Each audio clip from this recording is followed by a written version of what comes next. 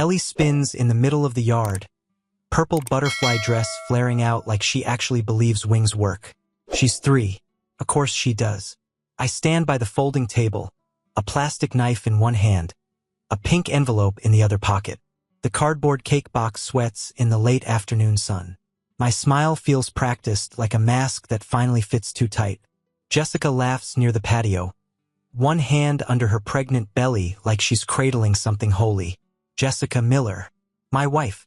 White sundress, loose cardigan, bare feet on the grass like she's still the girl I married.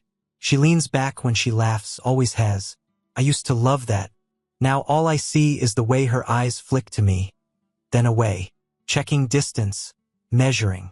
At the grill, Mark Hayes flips burgers with a hand that shakes just enough for me to notice. My best friend since 8th grade. He blames the shaking on too much coffee when I raise an eyebrow. I don't push it. Not yet. My mother, Linda, sits on a lawn chair near the fence, hands wrapped too tight around a solo cup of lemonade. She watches me the way people watch a lit firework that hasn't gone off yet. Daddy, look! Ellie shoves a fistful of crushed goldfish crackers toward my face like it's treasure.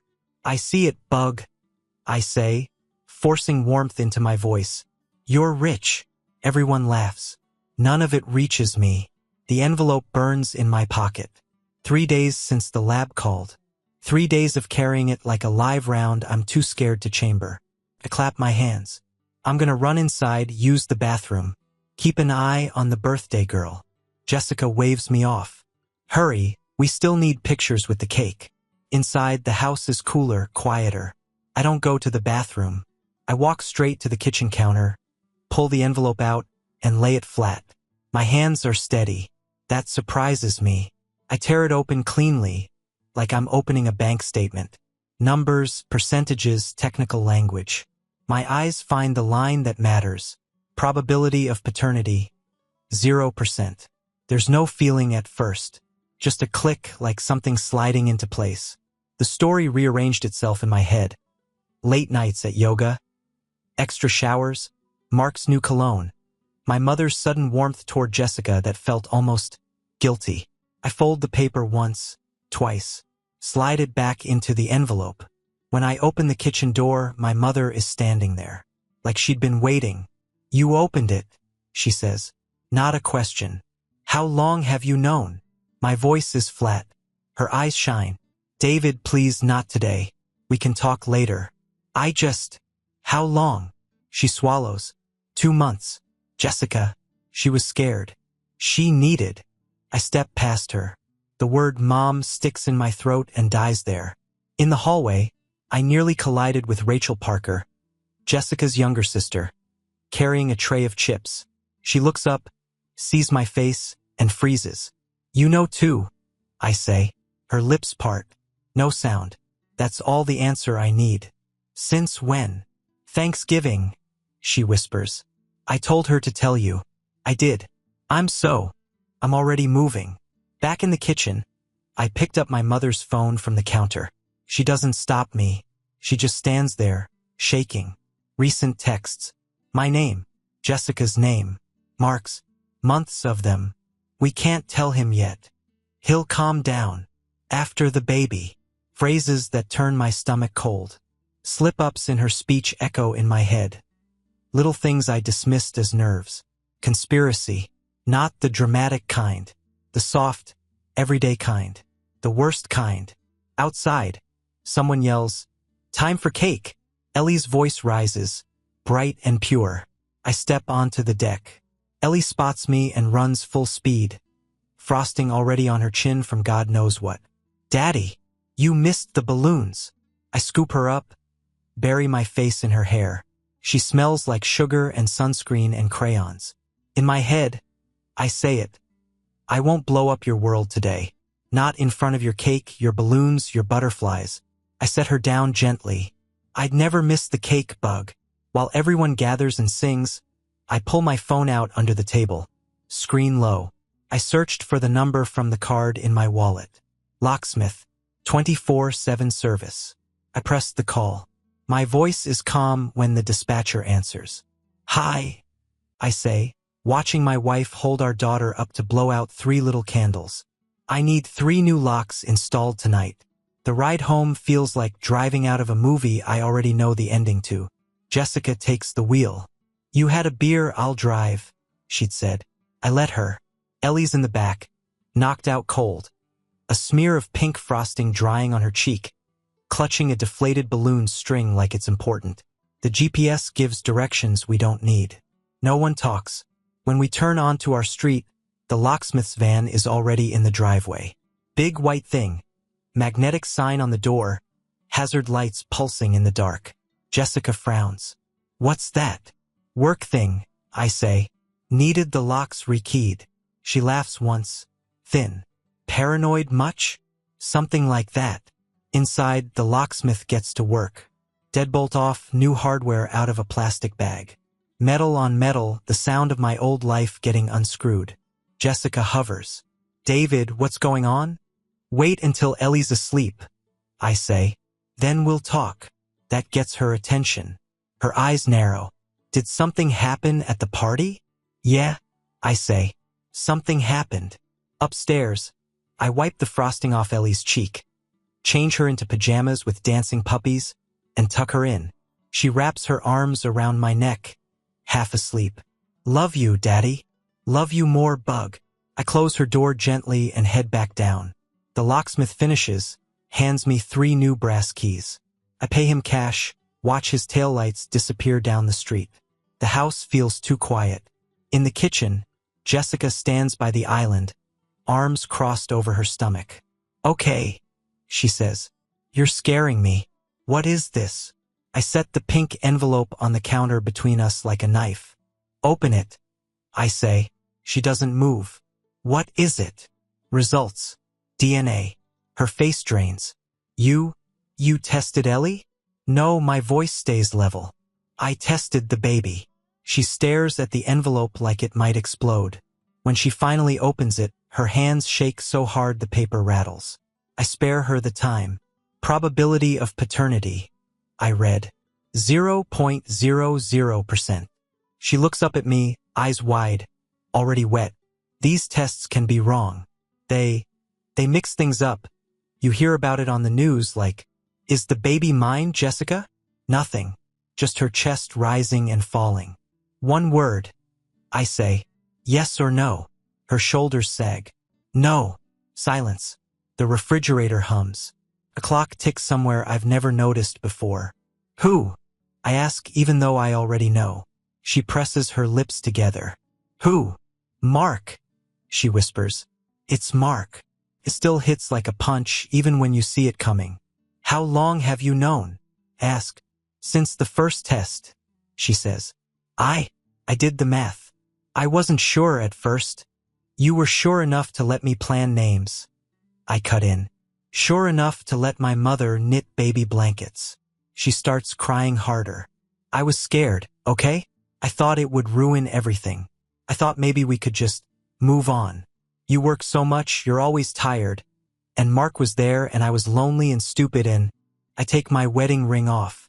The metal sticks for a second against my knuckle, then slides free. I flick it across the tile. It pings, bounces, and settles under the cabinet. Fitting. She flinches at the sound. "David, please don't do this. I made a mistake, but we're still a family. I'm pregnant. Ellie needs both her parents. We can go to counseling, we can. You need to stop saying we." I tell her. "There is no we after you spend months letting me claim another man's kid." "I was going to tell you," she says, voice breaking. "I just needed the right time. After the baby. When things were calm. Your mother said." "Yeah, I know what my mother said." She reaches for me. I step back. "Here's what's going to happen," I say. "You're going to pack a bag. You're staying somewhere else starting tomorrow. We'll handle everything else through lawyers." Her face twists. "You're kicking out your pregnant wife? What kind of man does that? What are you going to tell Ellie? That daddy threw mommy out?" "I'm going to tell Ellie that grown-ups make choices, and choices have consequences." I say. "You made yours. I'm making mine. I need to say goodnight to her," she says, moving toward the stairs. One last time before. No, my voice is calm, but it stops her cold.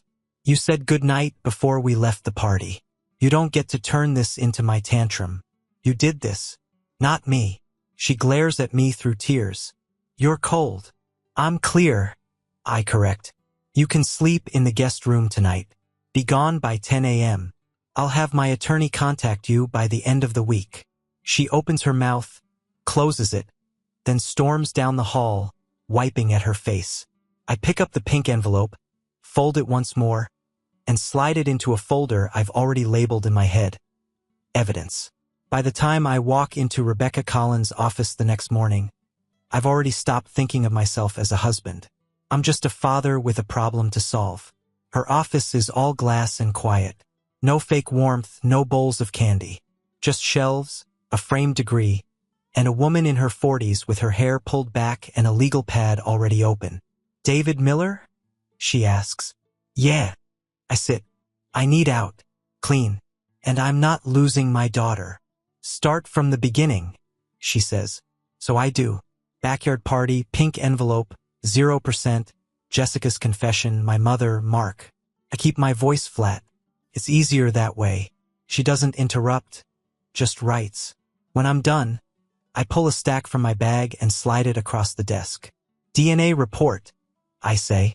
Screenshots of texts between Jessica and Mark. Hotel receipts from her email. Bank statements, joint accounts showing thousands to business conferences that don't exist. And this. I lay down a crumpled letter, pages stiff with dried coffee. From Mark, I say. Found it in our mailbox yesterday. Didn't open it until last night. She flips through, lips moving as she schemes. Real love, she reads quietly. Doing the right thing when the baby comes. Cute. I don't smile. She spreads everything out like a crime scene. All right, here's the good news, she says. This is not about your feelings. This is about behavior. With documented adultery and clear financial misconduct, we can go for full physical custody of Ellie, minimal or supervised visitation for your wife, no alimony, and reimbursement for marital funds spent on the affair. And the baby? Ask. The unborn child is not legally yours, and we'll make sure it stays that way unless you explicitly choose otherwise, which you won't. She taps the DNA report. This is your shield. Don't lose it. I nod. What do you need from me? Discipline, she says. No yelling matches in public. No social media posts. No drunk texts. You don't want to be the emotional one in this story. You want to be the boring, stable parent a judge feels safe giving everything to. That's not a problem, I say. I'm past yelling. Good. She starts stacking the papers into folders. Document everything. Keep backups. Print copies. Get a safety deposit box. Assume every conversation with your wife, your mother, and your former friend could end up as evidence. You are now the historian of your own betrayal. It's blunt. I respect that. That night, back at the house, I started packing Jessica's things into boxes. Clothes, makeup, half-used bottles of shampoo. The life she lived here like nothing was wrong. At the bottom drawer of the nightstand, I found the ultrasound photo. Grainy black and white little alien profile. I feel my jaw tighten. For a second, I almost tear it in half and toss it. Instead, I walk to the dining table, sit down, and pull a plain envelope from the pile of paperwork. I slide the ultrasound inside, pick up a pen, and write in neat, block letters across the front. For the child when they're old enough to want the truth. I take the DNA report, Jessica's texts, Mark's letter, the receipts, the bank statements, and the envelope with the photo, stack them together, and put them in a box marked with a single word, evidence. Not just for court, for Ellie, for the other kid, for when they come looking one day and ask what really happened. I tape the box shut and feel something shift. Less rage, more purpose. Rebecca's conference room smells like paper and printer toner. Neutral walls, long table, pitcher of water no one touches. It's not a courtroom, but it might as well be. People still swear to tell the truth here. Rachel sits across from me, next to the court reporter. She looks smaller than I remember. Blue dress, wrinkled at the sleeves, dark circles under her eyes, hair pulled into a low knot like she got ready in a hurry and then stopped caring halfway through. The reporter swears at her in. "Do you swear to tell the truth, the whole truth, and nothing but the truth?" "I do," she says, voice steady but low. Rebecca leans forward. "State your name for the record." "Rachel Parker." "And your relationship to the parties?" "I'm Jessica's younger sister," she says. Then she looks at me. "And I'm Ellie's aunt." "Rachel," Rebecca says, "why are you here today?" "Because I'm done lying for my family," she says, surprising everyone by skipping the soft version. Rebecca doesn't flinch. "Let's start with Thanksgiving." Rachel nods, fingers tightening around the edge of her chair. "We were at my parents' house. After dinner, Jess had too much wine. We were in the kitchen, just us and Mom. She said she might be pregnant with Mark's baby." "How did she say it?" Rebecca asks. Rachel swallows. "Like it was a joke." She said, "Wouldn't it be wild if it's Mark's and David never figures it out?" And then she laughed. Mom told her it wasn't funny and that she needed to be careful what she said in front of people. "In front of people," Rebecca repeats. "Meaning you." "Me," Rachel says. "The disposable one." My jaw tightens. "Did you encourage Jessica to tell David?" Rebecca asks. "Yes," Rachel says. "I told her that if there was any chance the baby wasn't his, he needed to know. She told me to mind my business. She said David worked too much to notice anyway, and Mom would smooth it over if it ever came up." Rebecca slides a small stack of pages toward her. "Are these yours?" Rachel exhales. "Yeah, my diary. I printed the entries you asked for. The teal ink is obvious even from where I sit." "For the record," Rebecca says, "these pages are written in teal ink and dated starting late November. Rachel, will you read the first relevant entry out loud?" Rachel picks up the top page. Her hand shakes just a little. "November 27th, she reads. "Jess joked about being pregnant with Mark's baby. I told her it wasn't funny. She said David is too stupid and too busy to figure it out. I feel sick. I don't know if I'm more disgusted with her or with myself for not calling David right now." The room goes quiet except for the soft clacking of the court reporter's keys. Rebecca nods. "Next one. December 10th, Rachel reads.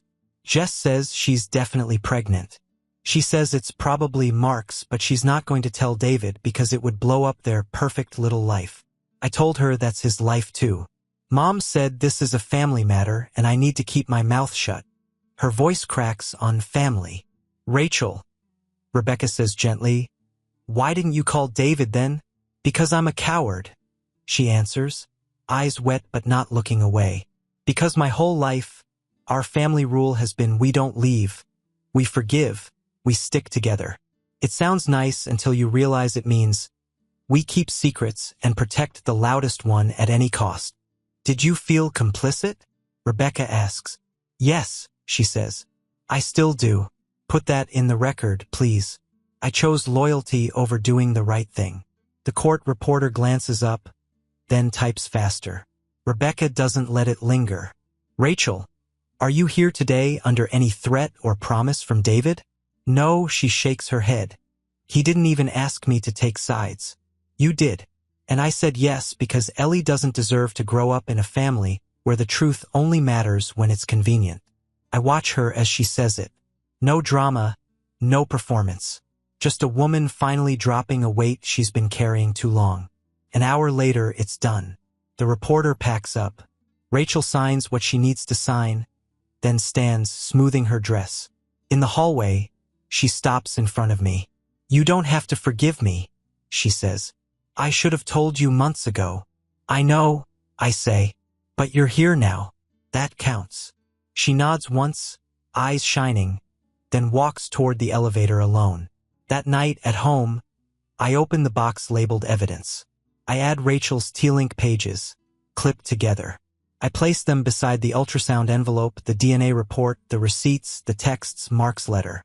Then I close the lid and picture a safety deposit box at the bank. Not just a folder of betrayal. A record. A map for Ellie and for the boy who'll grow up with a different last name, if they ever want to see how the adults around them really behaved. I'm not just saving proof for a judge anymore. I'm saving the truth for the kids we're all pretending this was about. The smell hits me before I even knock. Coffee and banana bread. My childhood in 2 cents. Used to mean comfort. Now it just smells like a cover-up. I let myself in. Mom looks up from the kitchen table, already smiling. David, honey, what a surprise. She wipes her hands on a dish towel.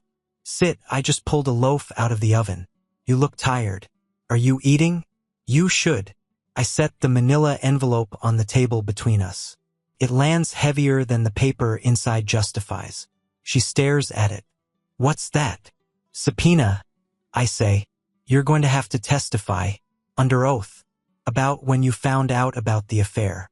And about the baby. Her mouth opens and closes. David, no, you don't need to do this. We can handle this as a family. We tried that, I say. That's how we got here.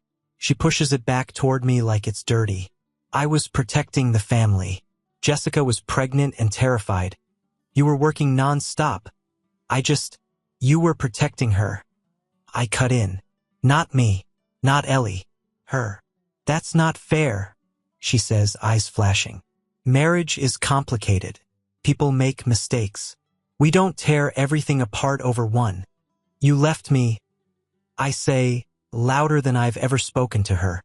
Stops her cold. You left me the day you chose her lie over my right to know. She flinches like I slapped her. My father walks in from the hallway, moving slower than he used to. What's going on? I nod at the envelope. She's being subpoenaed. The court needs to hear when she knows what she did with that information. David, please. Mom whispers. You're my son. I did what I thought was best for everyone. We don't leave, we forgive, we stick together. That's what I taught you. Yeah, I say. And you used it to keep me in the dark. Dad rests a hand on the back of her chair. His voice is quiet, but there's steel in it. Linda, he's right. We should have told him the second Jessica called. I knew it then. I know it now. She looks at him like he's switched languages. You're siding with him? I'm siding with the truth, he says. We didn't protect the family. We protected a lie. Her shoulders crumble. She sinks into the chair, one hand over her mouth. I never meant to hurt you, she says, voice breaking. I thought if you stayed, Ellie would be okay. I thought Jess would grow up.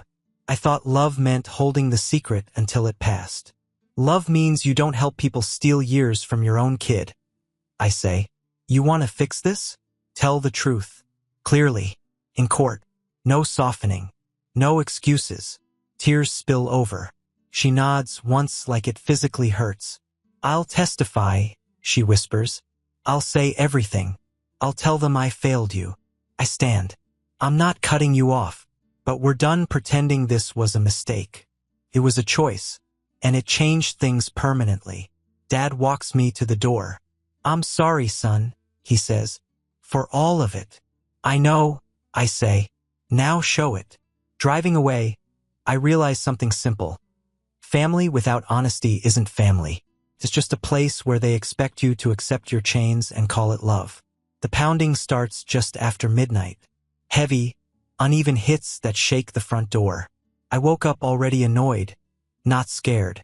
You only wake up scared if you still think the world is fair. Down the hall, Ellie's sound machine hums ocean noise.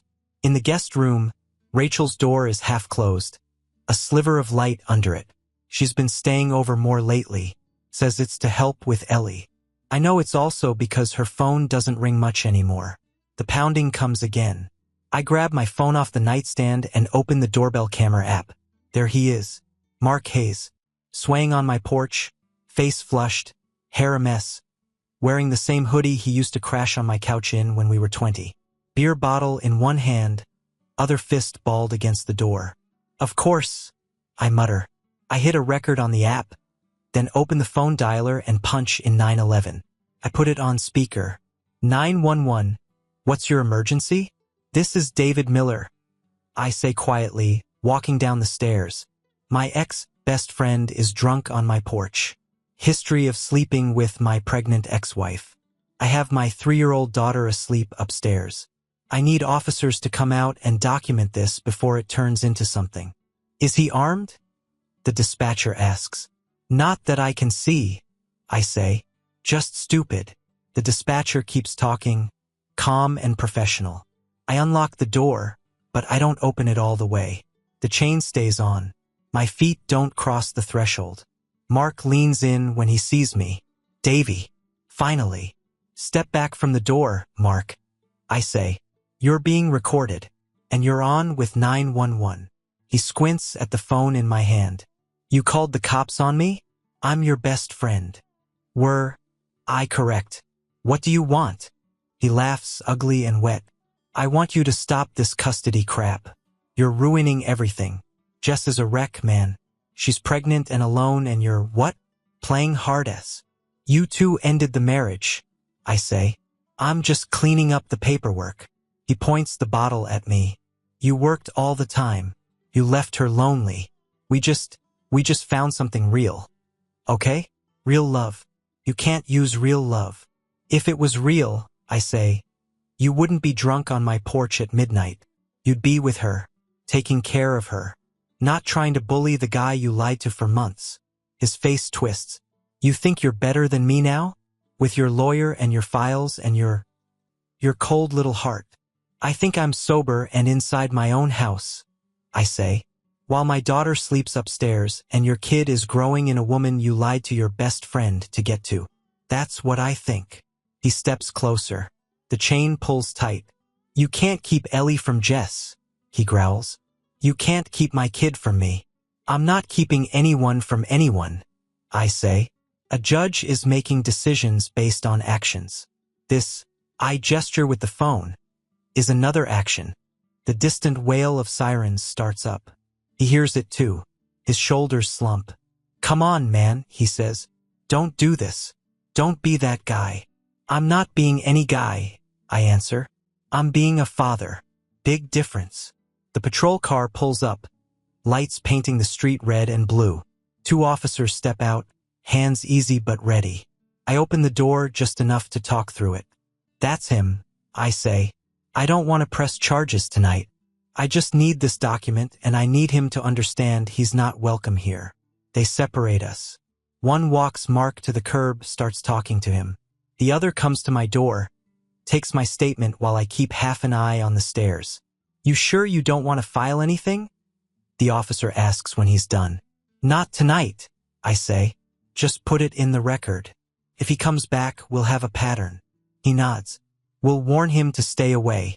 If he shows up again, call us. Don't open the door. I won't, I say. After they drive off with Mark in the back seat for a courtesy ride, I lock the door, check the chain twice, and head upstairs. Ellie stands in the hallway, rubbing her eyes, hair sticking up on one side. Daddy? Someone was loud.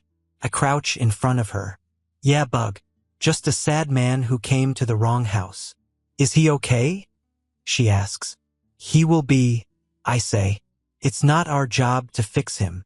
I tuck her back into bed. She's out again in minutes. In the kitchen, Rachel leans against the counter, arms crossed, eyes sharp. She heard everything. Jess's lawyer is going to spin this, she says. Say you provoked him. Say you're cold, unforgiving, making everyone miserable for payback. I pour a glass of water, take a slow drink. They can say what they want, I answer. I didn't touch him. I didn't threaten him. I called the cops. I stayed inside, and I protected my kid. Rachel studies me. You're really not going to blow up on them, are you? No, I say. I'm not vengeful. I set the glass in the sink, look her dead in the eye. I'm just done. Family court doesn't look like TV. No wood-paneled drama. Just fluorescent lights, scuffed floors, and people who look like they haven't slept in weeks. I sit at the petitioner's table in a plain button-down and the only tie I own that doesn't remind me of a wedding. Rebecca sits beside me, files stacked like a wall. Across the aisle, Jessica lowers herself into her seat, one hand on her belly, wearing a soft dress that says fragile on purpose. Judge Diane Harris takes the bench. Gray hair, clear eyes, zero patience. Case of Miller versus Miller, she says. Let's get to it. Jessica's lawyer starts with a story. Overworked husband, lonely wife, emotional affair that became physical during a vulnerable period. He leans hard on words like marriage, family, unborn child. Judge Harris cuts through it. Mrs. Miller, did you have an affair with your husband's best friend? Jessica's voice shakes. Yes. Did you use marital funds for hotels, meals, and gifts connected to this affair? Yes. Did you inform your husband that the child you are currently carrying might not be his? No. The judge looks tired, not shocked, like she's heard the script too many times. Rebecca stands. Your Honor, we'd like to enter our exhibits. Receipts, bank statements, screenshots, Rachel's T-Link diary pages, my mother's sworn statement, the DNA test. They're not paper to me anymore. They're bricks. A house I built out of what they tried to bury me with. When it's my turn, I stand. What are you asking for, Mr. Miller? Judge Harris asks. Full physical custody of my daughter Eleanor. I say. Supervised visitation for Jessica until she can demonstrate stability.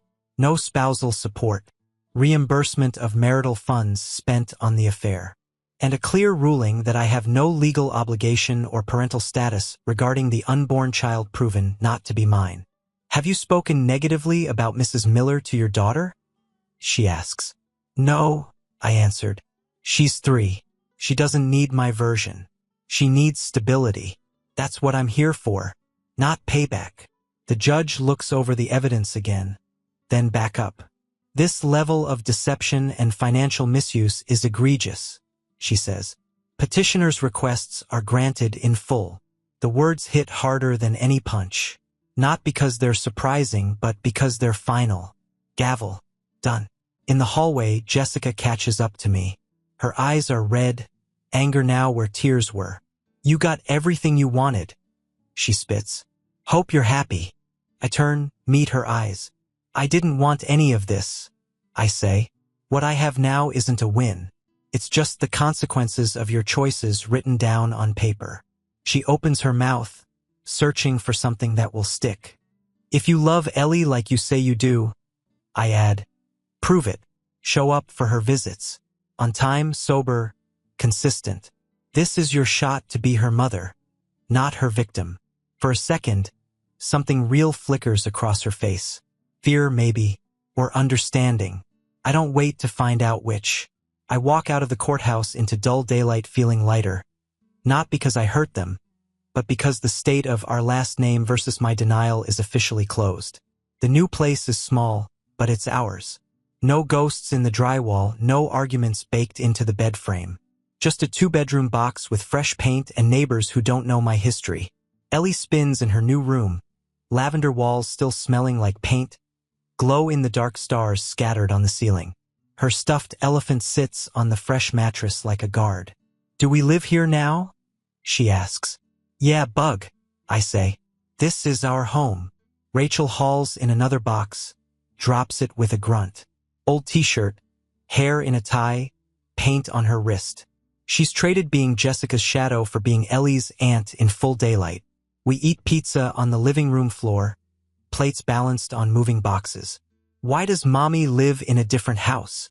Ellie asks, chewing. I answer steadily.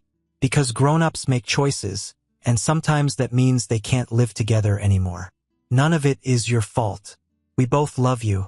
That part never changes. She seems to weigh it, then nods and returns to her cheese. Later, when Ellie's asleep under plastic stars, I hand Rachel a mug of tea. Thanks for choosing us, I say. She shakes her head. No, she says. Thanks for letting me. A year later, the park looks the same. I don't.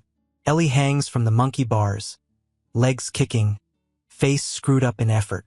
She drops, lands on the mulch, laughs, and runs back to do it again. 4-year-olds learn fast that falling isn't the end of the world.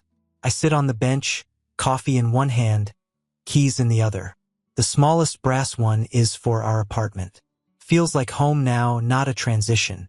At the far end of the path, Rachel walks with her girlfriend, Amy. Hands brushing, heads close, laughing at something small. I've never seen Rachel look that light. No secrets pulling at her shoulders. On the other side of the bench, my mother sits with a paperback in her lap, not reading it. Linda Miller. Weekly therapy, written apologies, and a year of showing up to supervised visits and hard conversations. We're not what we were. Maybe that's good. What we are now is honest. I feel the edge of the envelope in my wallet when I shift. Ultrasound photo inside, labeled in my handwriting. For him, when he's old enough to ask. Jessica lives 2 hours away with that boy. Mark floats in and out. Reports say she's sober, steady, mostly on time. When the court worker signs off, I allow extra supervised visits. Not for her. For them. Ellie runs over with a crushed dandelion in her fist. Daddy, look. I wish for flowers. She climbs onto the bench between me and my mother, looks up at her. Grandma, she says, testing the word they benched for a while. Are you choosing us now? Mom's face cracks. Tears, no drama. Every single day, she says. Ellie seems satisfied. Okay, then you can stay. Like it's a contract. She presses the yellow weed into my hand. Rule, Daddy, she says. We don't leave people who choose us back. Yeah, I say, thumb running over the stem. That's our rule.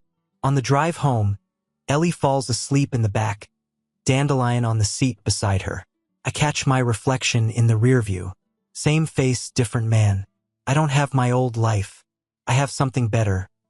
Peace, my kid, and a small circle of people who decided the truth mattered more than appearances. Revenge would have burned all of this down. I'm glad I chose the slow work instead, building a home out of whoever actually shows up.